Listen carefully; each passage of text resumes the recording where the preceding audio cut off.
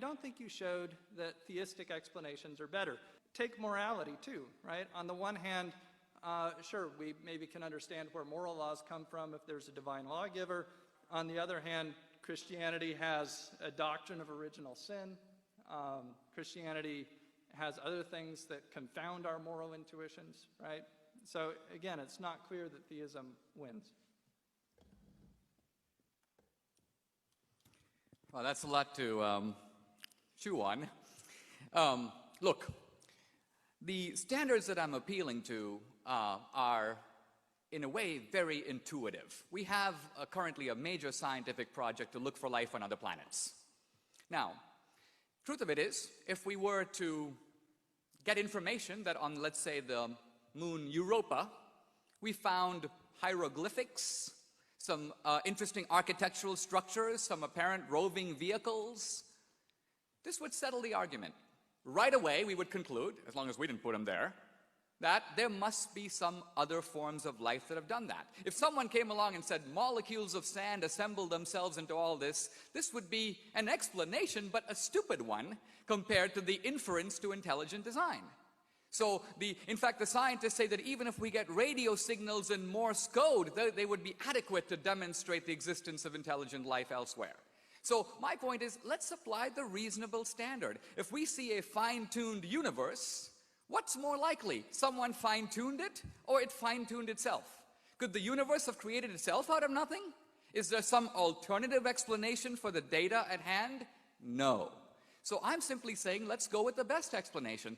By the way, my argument isn't eternal. If 20 years from now you had a scientific argument that was better, that said, hey, we figured it all out, I would go with that.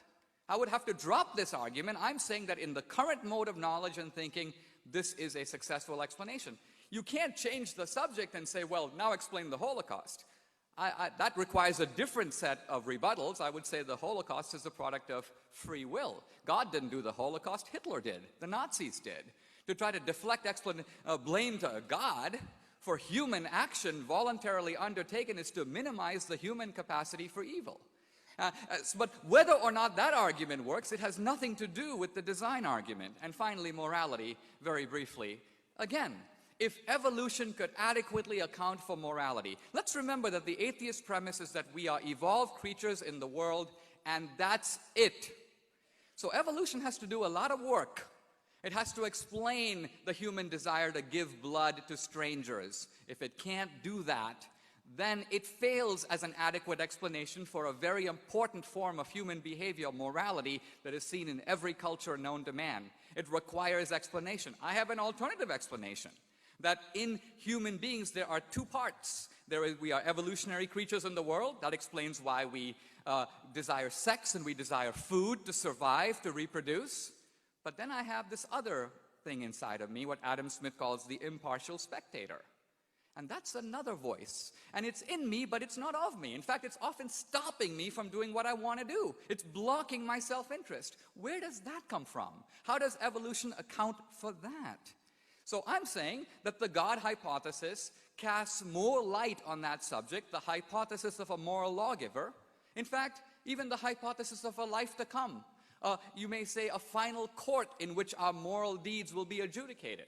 Explains why we act the way we do now. Otherwise, our own behavior is incomprehensible to us. That's the strength of the presuppositional argument.